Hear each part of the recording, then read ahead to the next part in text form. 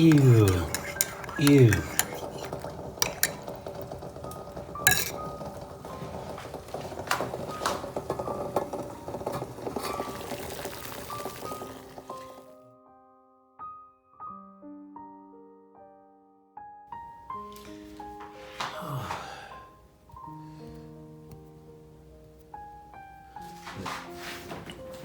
Oh, guys, it's around, what time is it? It's around 7 a.m. and I woke up early because, excuse me, I woke up early because apparently I'm supposed to have my breakfast before 8 or forever hold my peace. So I braved the cold so that I could have my breakfast. It's not much of a breakfast anyway. It's just a slice of bread and an egg.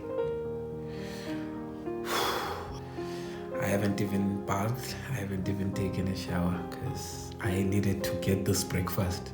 Because from this point onwards, it's gonna be fluids all the way through to tomorrow, and I don't know when after that because I don't think I'll be able to have any solid food.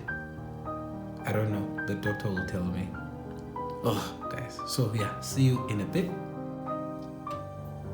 Well, I don't know about the one slice of bread. It would be better like this so that I cover everything. They recommended a slice, so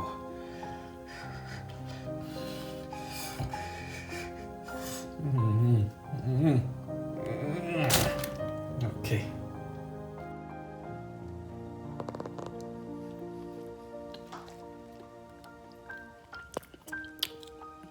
No need to use a plate for one slice of bread. I mean, come on.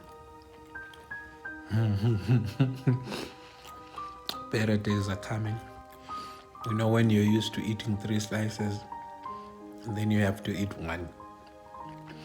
One slice feels like, you know, that kid that loves teasing people at school. It feels like you're teasing your stomach.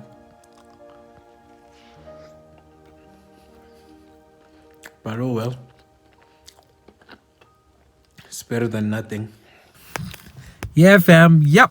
I'm in the car now getting ready to go get the stuff that the doctor recommended. Basically, it's stuff to cleanse my stomach. And it's going to be a very long day. So here's the list. I've got the list right here. And yeah, let's go.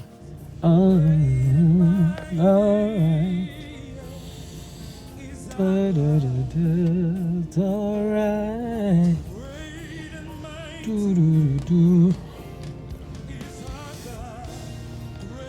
So guys, just called the doctor now. Well, I didn't call the doctor per se. Well, I called his offices. They told me I need to bring a gown. So I was like, okay, gown.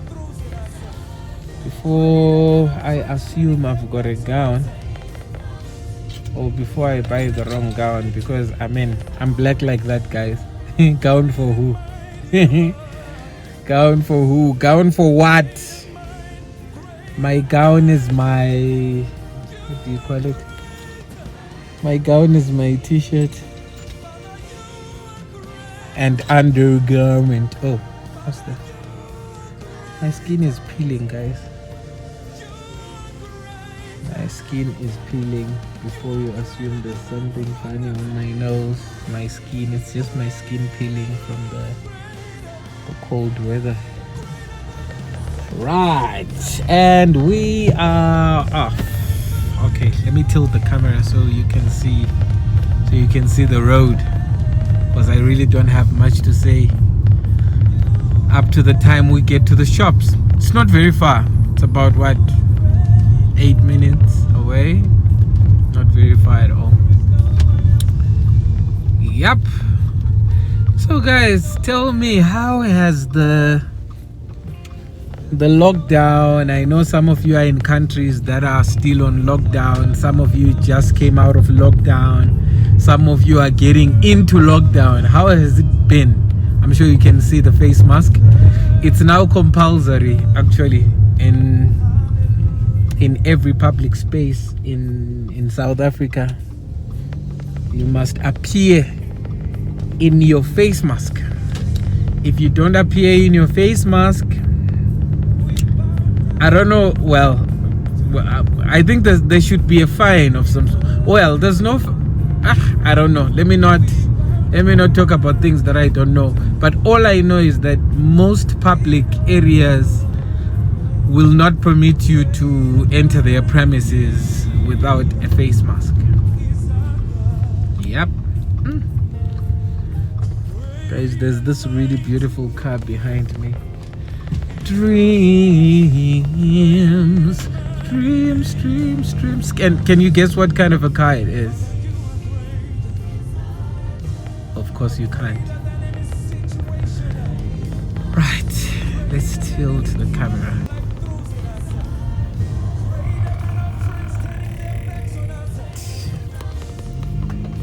It's a stop sign. We stop at a stop sign, guys, please. Oh, don't mind the engine light. I know some of you saw that. And the oil gauge. Oh my goodness. A lot of things are going wrong. Yeah. And the fuel gauge. We need fuel. Okay. We're going to top up. Tough times, eh? You know, in this COVID-19 times, you only put as much fuel as is necessary. You don't just get to a garage and say, sorry sir, full tank. Hey, yeah, you make sure they understand, you know. And have you ever noticed? Okay, let me switch back to the front camera. Speaking about the fuel gauge, people of God, have you ever noticed that when you get to a garage and you want to fill up the tank, it's like you act as if it's common sense. You know, you act as if you're offended when the petrol attendant asks you, okay, how much are we putting today? You're like, oh, full tank. But when you don't have money and you just wanna put, you barely have anything, like you just wanna put enough to get home. You're like, oh, 50 rand. Wow. Oh yeah, guys, another thing. I've been told that I need to take a glass of water or fluid. You know, it doesn't have to be water per se. It can be Energade. It can be what? There's a lot of things. Black tea, black coffee. You know, every hour I need to remain fully hydrated. And then at exactly 4 p.m. I start taking they call it, I don't know whether it's called Pico Prep or Pico Prep. It's supposed to make my stomach, what do you call it in your language, you know? No, not in your language. I'm sure it sounds as vulgar in your languages as it does in mine. You know, when the stomach is taking you on endless joyrides to the loo. Yeah, so what Pico Prep does is it loosens the stomach. Yeah, it cleans up the stomach. So I need to start taking it at 4 p.m. And guess what? At exactly 4 p.m. that's when I start work, basically. And I know you're asking yourselves, okay, but Mkhululi, don't work, don't lie to us. It's not really work, but it's a competition. There's this competition I've been judging on Facebook, and it starts at 3 p.m. UK time every Wednesday. And today being a Wednesday, the day before my procedure, it means I need to start at 4 p.m. And at 4 p.m. I need to start taking my laxative. And that program never ends. It never ends. I think I usually finish it around 6:30. And I'm being told that today we've got a higher number of participants than normal because it's the last week of the competition. It was a 4-week competition, so today is the last day of the competition. And yeah, anyway, I'm at the pharmacy, so I think I'm gonna start with the pharmacy, get the medication first, and then enter and then get into the supermarket, and of course get the fluids, get all the fluids that I may require. And as for the gown, so guys, guess which genius forgot his bank card at home? So I need to drive back home again. Oh. And guys, I forgot to tell you, this shopping center that I'm at is infamous. It's notorious for robberies and stuff. And there was a cash in transit robbery just a couple of days ago.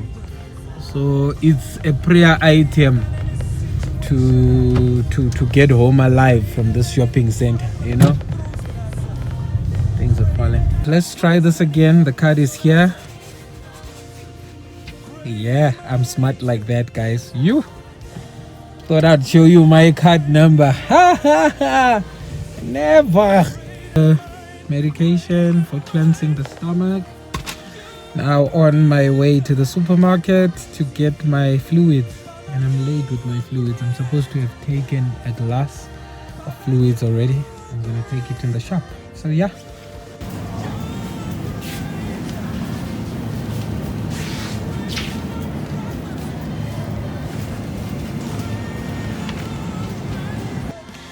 Oh yeah guys, so as you can see, I've got my medication already, and I got my clear juices. They said I should get this Renegade, or what's the other thing I got? Clear apple, liquid fruit. So it really doesn't matter as long as they just told me to stay away from anything red or purple or something like that, because it stains the colon. So yeah guys, I'm done with the supermarket. I got myself my clear juices. They call it Renegade. They said clear apple can also do the trick. Let's see if we can get clear apple. Clear apple can also do the trick. So let me go back home, rest, and prepare for the competition this afternoon. Prepare myself psychologically as well. So yeah, we'll catch up later on. Yo guys, I'm back again. I'm back. Looking all energetic, rocking my MK Music cap and my MK Music sweater. Woo-wee! Thank you, Lord. So now, we gotta put the seatbelt on. So if there's anyone who wants to hire me to endorse, maybe Department of Transport, wink, wink, wink, wink. Oh, oopsie. Go in. Oh, it's my. Let's see. Let's put the car on neutral, on park first. I'm actually looking for that. See? Don't mind the car. It's a bit dirty. It hasn't been washed. It hasn't been vacuumed, you know. Now where was I, guys? People love calling when I'm recording my stuff. But anyway, so now, as I was saying, I'm rocking my MK Music cap, my MK Music sweater. I know I said that already, but forgive me for promoting my brand. So yeah, guys, right now I'm on my way to get a gown. As I told you before that I'm black like that. When they said, actually they asked me, Mr. Bhebhe, do you have a gown? I was like, okay, gown, yeah, it was that kind of answer. So yeah, no gown for me, but I'm gonna buy one so that I appear decent. So yeah, I'll catch up with you later, guys. Yeah, you see, you need to be of good spirit. I just hope this guy, I mean, like, this Uber guys, like, I don't know, like, yeah, okay, no offense to any Uber driver, but please, guys, do us well, guys, do us well. So yeah, I'll catch up with you a bit later on. The time is, what time is it? It's 3 minutes past 2 in the afternoon, and I think I'm gonna start using the laxative in about 2 hours from now. Exactly 2 hours from now, I take the first laxative. Oh my God, and all hell will break loose. I don't mean it literally, guys. It will break loose. It would be, you don't want to imagine. Guys, I see an aeroplane and it looks like, what is that, Emirates? I thought international flights were not moving. Yeah, that looks like Emirates. Wow. I guess somebody forgot to tell us something while some of us are still on lockdown and not going for and not honoring bookings and other commitments from all over the world. Somebody is flying and working. Guys, please, do us well. What am I even saying? I think that just about wraps up this particular. Oh no, I will show you the gown. As soon as I get the gown, I'll show it to you. Yeah, so later. So yeah, guys, this is Moses, and he doesn't have his face mask on. She's beautiful though. She's really beautiful. Oh, I think I should do a review of some sort of this car. I love this car. It has served me well. Beauty, what a beauty she is. This is Moses. Hello, what are you talking I'll to? tell you a story about Moses. What are you talking to? But look at his eye. Oh, Corona. Oh.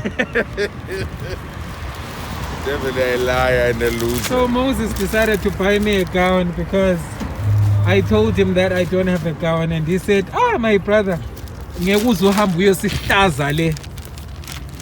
gown. Oh, look at this.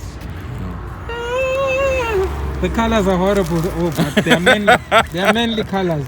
Yeah, that's the problem. The other one had But red. the The other one had red.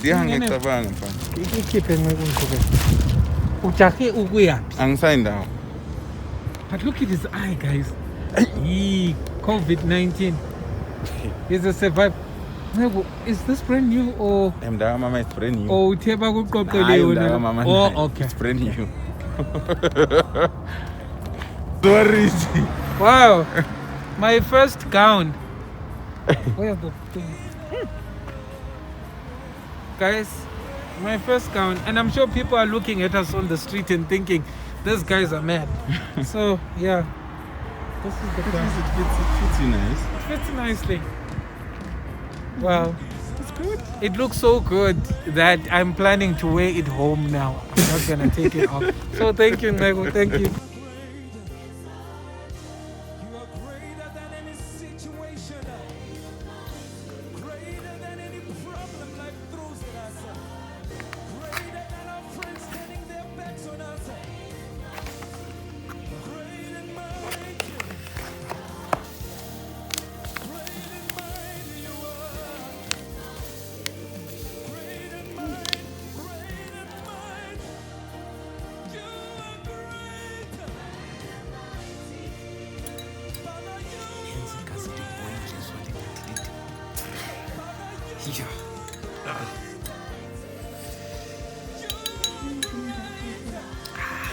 I can't help it.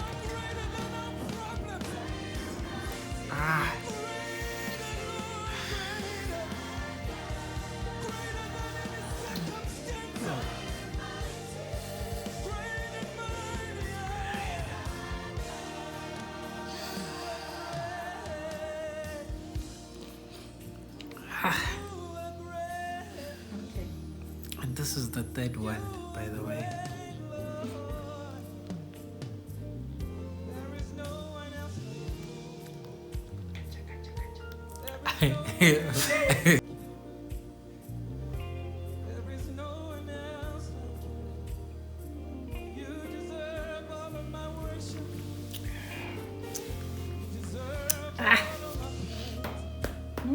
Ah! Oh! Got this.